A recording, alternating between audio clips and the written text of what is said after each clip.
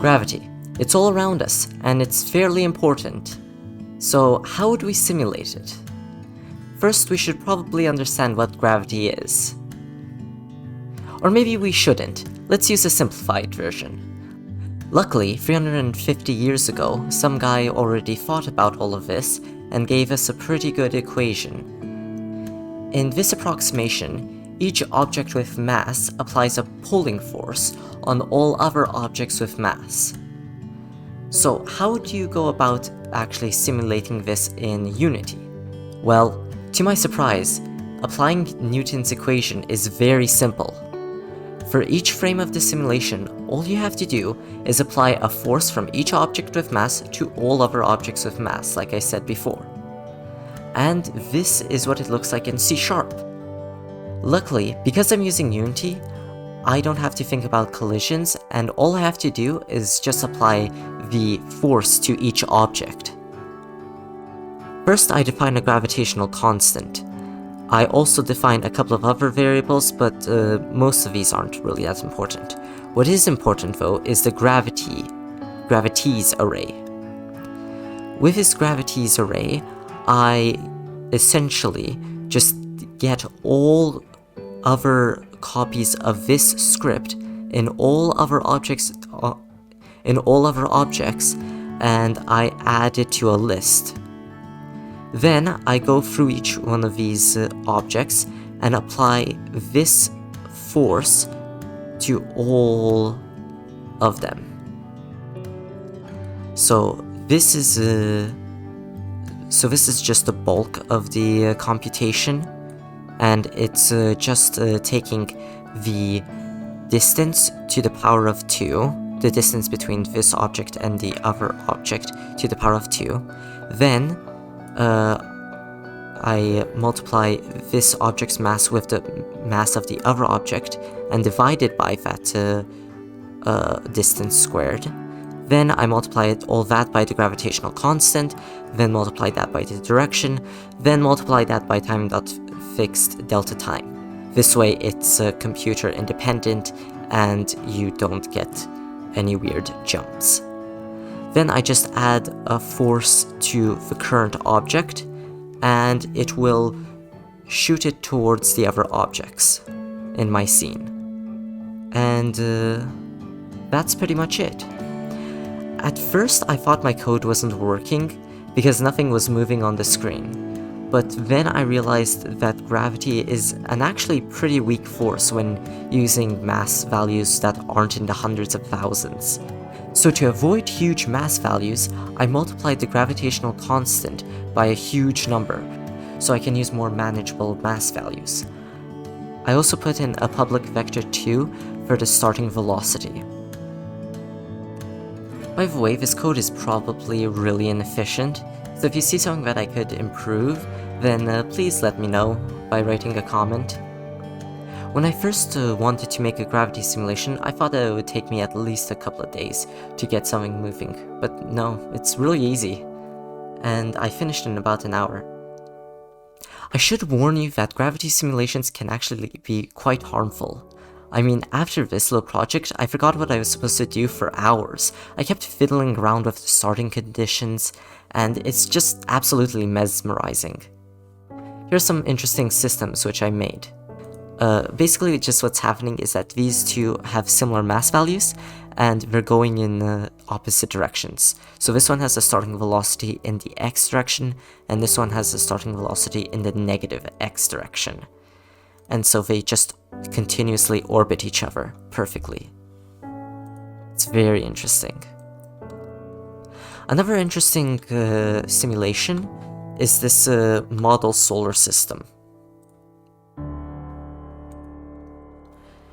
I don't have that many bodies. I just have like a kind of like a sun, like a sort of Earth, a Mars, a Mercury. By the way, these aren't to scale at all. I just gave them like random planet names. These don't actually represent the actual planets. The actual planets are like have completely different mass values, and they would move completely differently. This is just a random assortment of celestial bodies that I chose. And yeah, here's like a comet which occasionally intercepts here. So it's all of these are on the XZ plane, but the comet isn't, and it goes around like at an angle, at a very interesting angle. So this goes below to -y and then zips around. It's very interesting. Also, I got a moon to orbit this planet. I got like a kind of a moon to orbit like this Earth type planet, and it just continuously orbits, and it's pretty stable too. It has a pretty small mass value, and it just continuously goes. And this solar system is surprisingly stable, even with like this comet injecting some chaos. Another cool simulation is having 2 solar systems. So when you have 2 solar systems, and this solar system is just a copy of this solar system, so when you have 2 solar systems, they continue to go like normal, and it's basically just the exact same thing, except because this solar system, because these 2 solar systems are kind of close to each other, they start to want to go near each other, and so they're pulling on each other, and they're gonna meet somewhere in the middle. And if I just increase the simulation speed to 4x, you can actually see that they're starting to move closer and closer together. And oh, somewhere here, the comet actually hit, I think Mercury, or my Mercury type planet. Yeah. And oh, let me stop this, because yeah, let me make this into, so this is now a singular like system. So this is like a core, right? The core of the system, and now all of these planets are going to enter like super elliptical orbits. And let me just make this 4x speed again. And yeah, you can see that Earth is rotating here, and you have, oh yeah, most of them are going in like a clockwise direction, but for some reason this one's going counterclockwise. That's kind of neat. Also, oh wow, this moon is like in a super elliptical orbit. It goes pretty far out. Yeah. And all of this continuously goes round and round. And this Earth one is going, oh wow, they actually all are on like pretty similar axes, except for Earth and this comet one. But this Mars, this Mars, and this moon all the way back there, they're all actually on the same XZ plane that they started off with. So that's pretty cool. And yeah, you have all of these complex, chaotic orbits, and it's just so wonderfully complex. Oh, and this one is in like an enormous orbit. It went all the way around here. So yeah, this is an interesting simulation. Another one is, oh yeah, another one is with the solar system, but I have a super massive object that is gonna come and ruin the system. Ruin like the balance of the system. So that's the supermassive object, and you can see that now all of these objects are now going up, or in the Y direction, I should say. And yeah, all of these are now going in an up and probably to -x. the supermassive object like went pretty far out now. Oh, this comet was actually ripped from its orbit. I guess it was closest to the supermassive object, and that's why. And yeah, so now this solar system is moving in the Y direction, but most of these orbits are actually still working pretty well, even if they're moving in the Y direction. So that's pretty cool. So yeah, all of these orbits still work pretty well. That's cool. Another cool setup that I had was with much like the first simulation that I had. This one is a similar spinning system with two objects, except this time all of them have an upwards velocity of some sort, and that causes this motion to happen. So this object is slightly less massive than these objects. Oh, it's much less massive than these objects, but they all had the exact same initial velocity in the Y direction. So they're all just moving up, and it's really interesting how this one happened.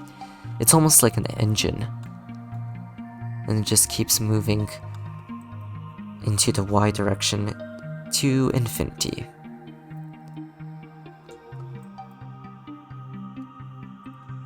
Another thing that you can do with this gravity script is having a generator generate spheres for you.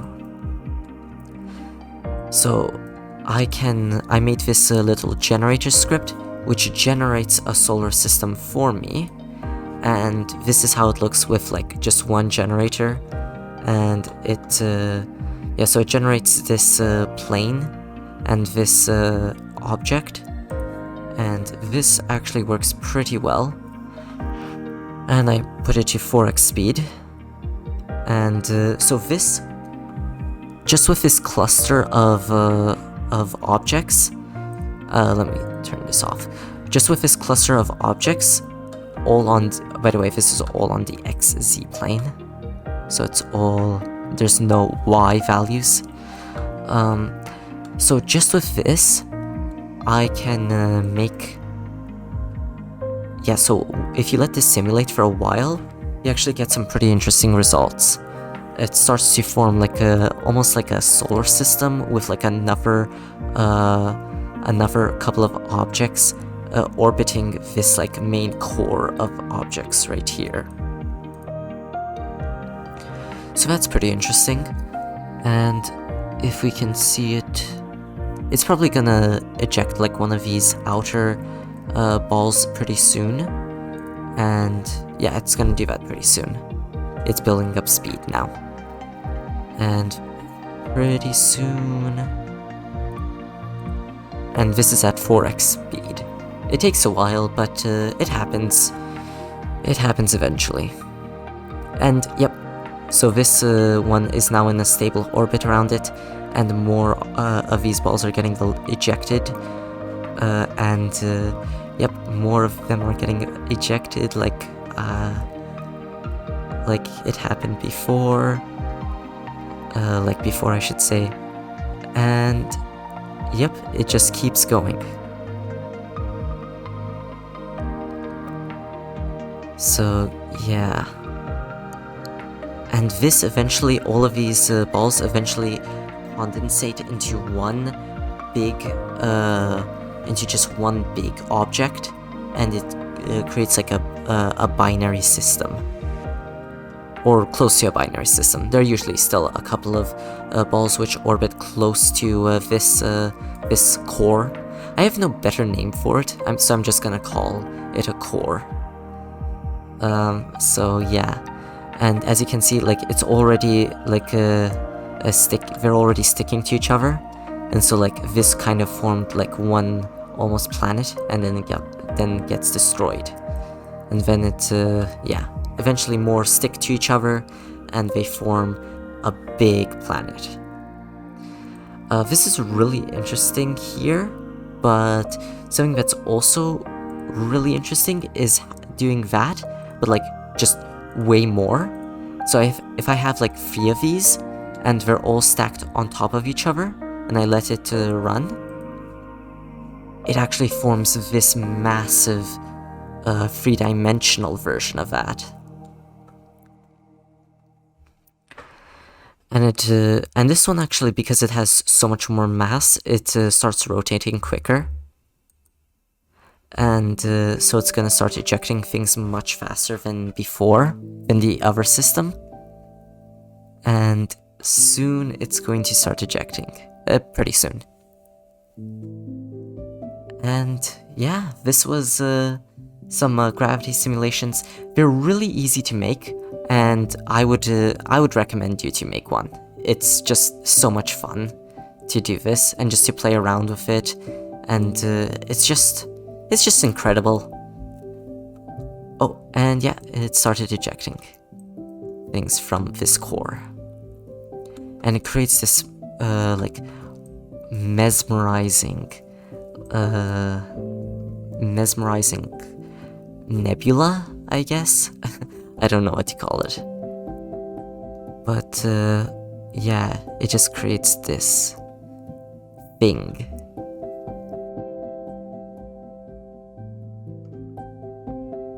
If you did enjoy and you know how to improve my awful code, please tell me, because this is a little bit resource intensive, and I'm just wondering if there's like any other more efficient way.